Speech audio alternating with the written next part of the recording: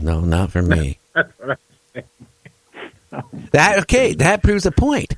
We eat, haven't I been saying that? Humans will eat everything. It doesn't matter. Bugs, insects, or, animals. I mean, they don't care. People eat anything. So I guess, think about it. Again, these aliens, maybe we're a delicacy to them, like I keep saying. Well, do you realize the most expensive coffee in the world? Do you know what it's made from? I know what it has into it. You probably read what I read, didn't you? Well, I've known this for a while. It's recycled nuts that go through a monkey that they collect the seeds and make the coffee out of. Think about that for a minute. That's not so bad. I read something today. I was going to talk about it, but then I decided not to, because besides drinking tea, I used to drink coffee up till tonight. I'm not drinking coffee. They said that when you go buy a can of coffee, about 20% of that coffee is not coffee. It's rat droppings. Oh, yeah. I think I'll buy the beans and grind my own at that point. Yeah, well, you better take each bean and check it with the tweezers first. I know, very, very carefully. Yep. Think about it. Most of that coffee is coming from another country, and they don't have the regulations or the standards that we do, and they're all about making the money. And so they're going to let a lot of that go. They just look at it, well, we won't charge you extra for the rat droppings. Oh, why not? Hey, Clarence, you're absolutely right what you said there up on the chat. But you know what?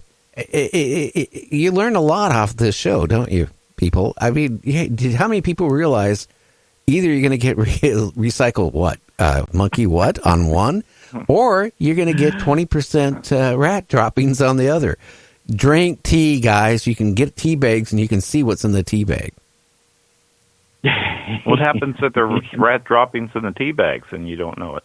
Well, I look at my tea bags. You didn't think about that, did you? Well, then it tastes mighty good. How's that? Okay. Those must be the rats that can't drive yet. There you go. Yeah. I don't know. I hate to see these rats get loose in New York because they got a major rat population as it is. Oh. Could you see these rats getting upset and going into the...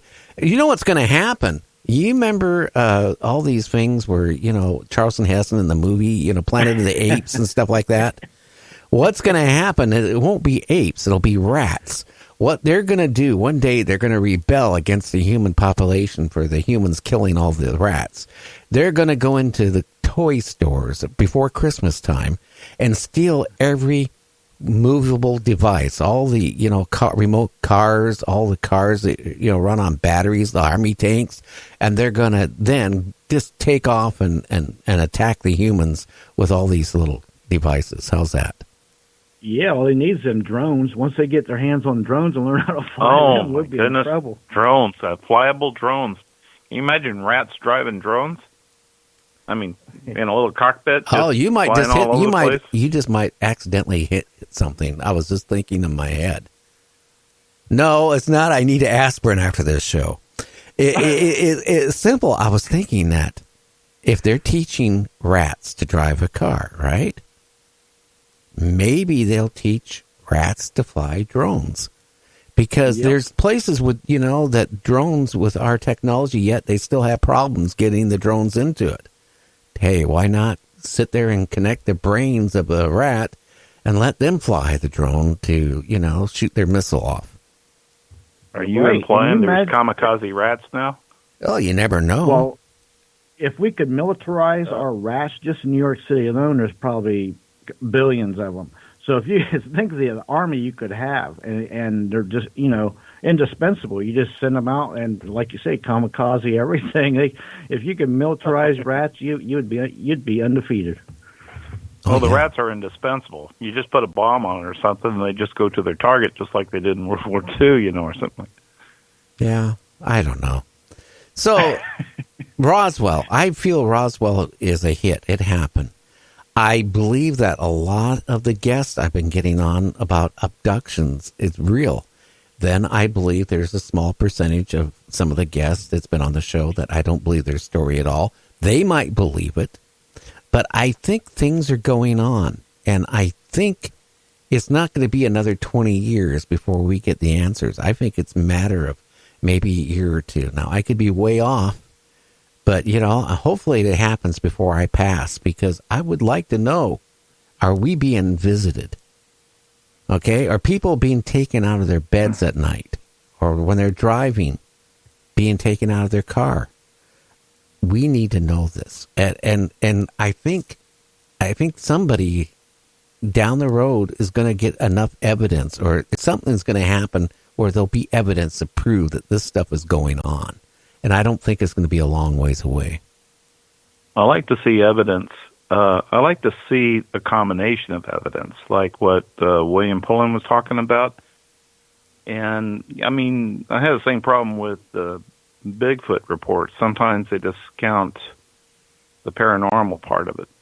I would like to see the combination of data of anything that's physical, along with the side story of anything paranormal, or any other factors involved, like abductions, or the time of year it happened, any of that stuff, any possible clue that'll give us a closer answer to why things are happening. Because sometimes I think the problem is they segment that information off. In other words, if you start talking woo or paranormal, it doesn't get included in the report with anything physical.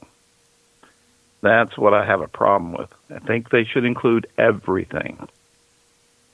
Yeah, I think it's about time. I will say William Pullin gave a fresh view of, what's going on out there. He's more open, and, I just felt good having him on the show compared to some of the guests we get on. It's the same thing. They'll basically say what they want the interviewer to hear. He had a very pragmatic approach. I really liked it.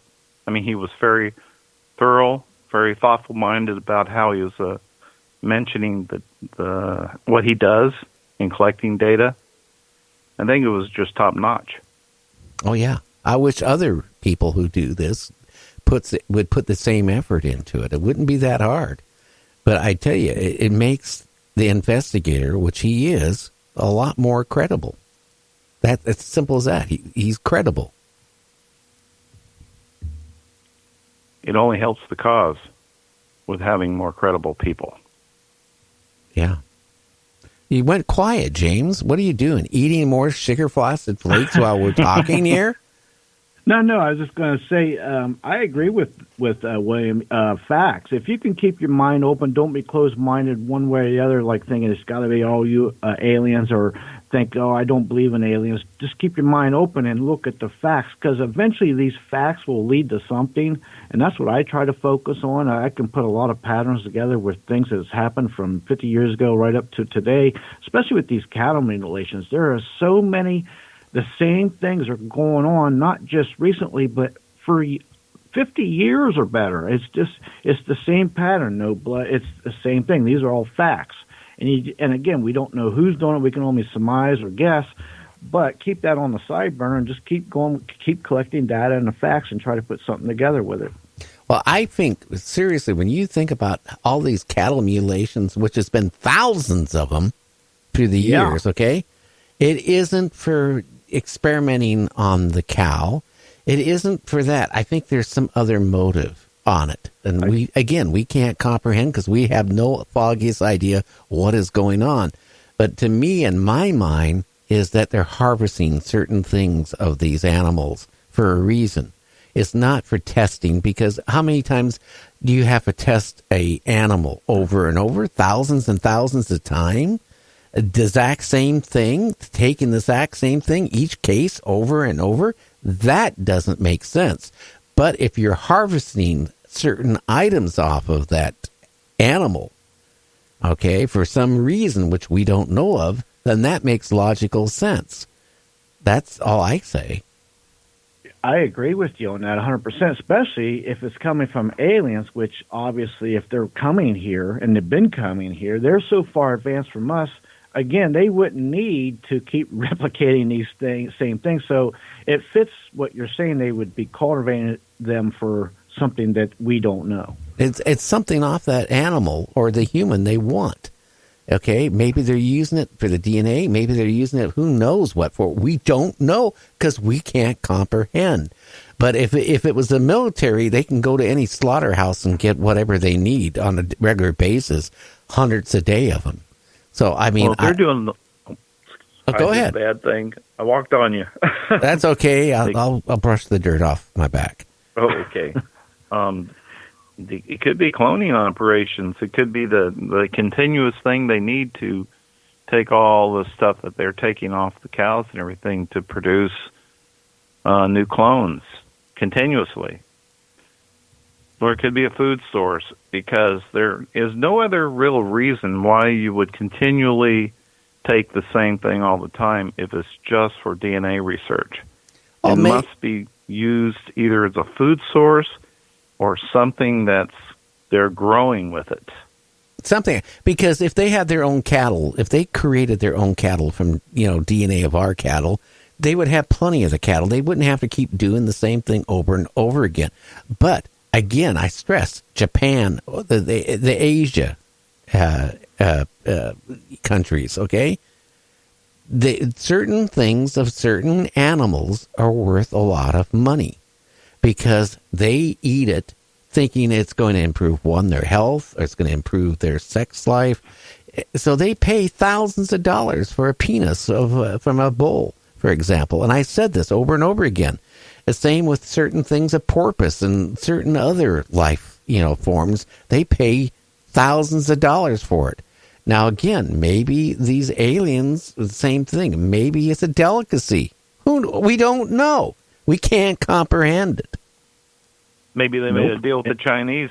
The aliens made a deal with the Chinese to purchase this stuff, or in exchange for something else. Who knows?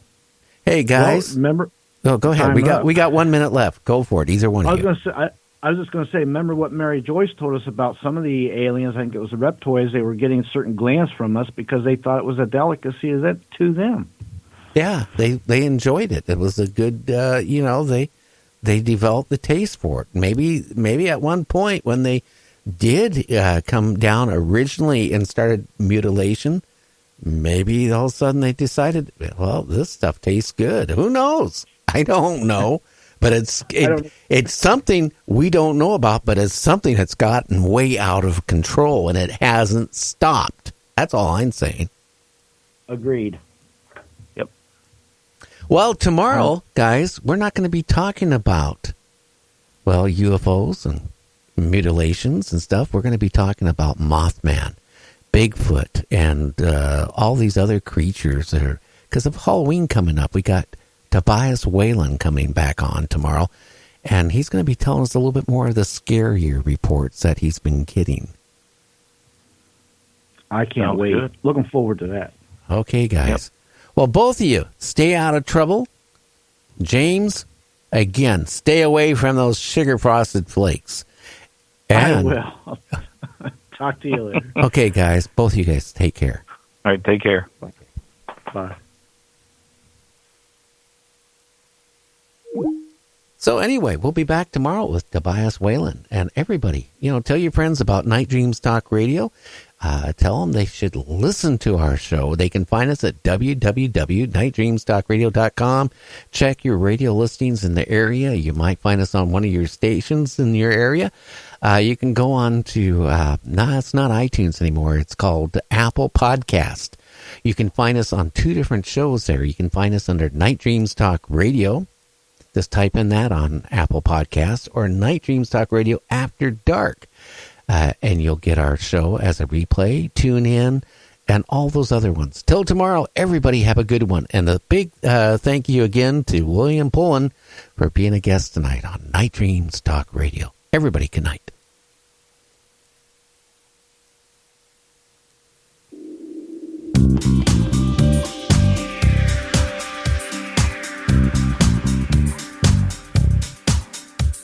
You thirst for some significance of the fourth dimensional kind. You answer of spirit, of sight and sound and mind. Your radio